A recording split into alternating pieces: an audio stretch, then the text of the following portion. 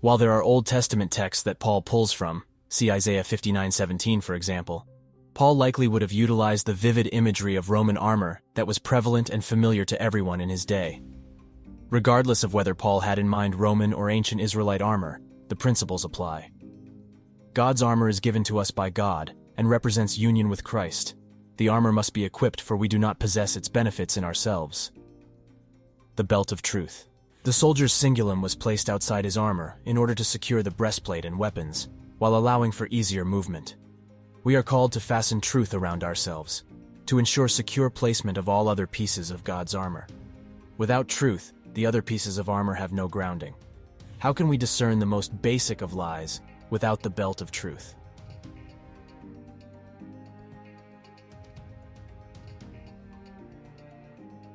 Breastplate of Righteousness. The breastplate of a soldier protected vital organs from various offensive tactics. Similarly, the breastplate of righteousness protects us from fatal blows, especially to our hearts. This righteousness is, like the rest of God's armor, given to us, and it is the righteousness of Christ. Christ's righteousness protects us from attacks of condemnation.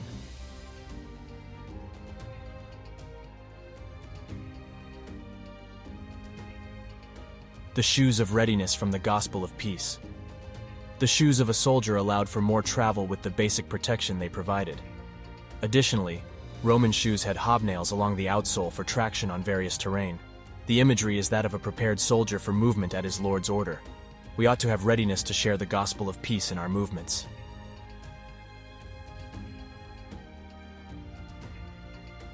The shield of faith.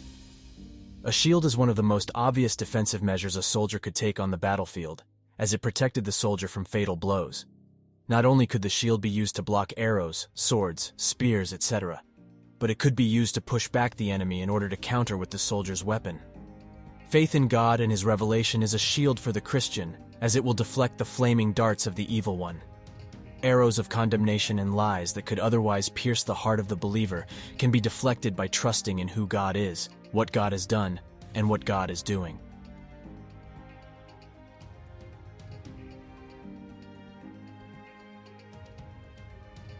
The helmet of salvation. Just as a helmet protected the soldier from blows to the head, so the helmet of salvation protects our minds from the attacks of the enemy.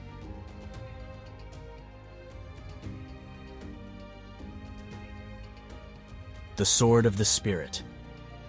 The obvious offensive weapon for a soldier would have been a sword that could be wielded in one hand in order to return blows to the enemy in close combat. While the shield of a soldier could force an enemy back and off balance, it would be the sword that would land a substantial strike that could put the enemy out of commission. Paul likens the word of God to a sword, and to the Christian's offensive weapon. Just as a swordsman needed conditioning, familiarity with their weapon, and the ability to properly use it, so it is with us and the Word of God, as we are not merely equipping this piece for defense, but actively striking with it.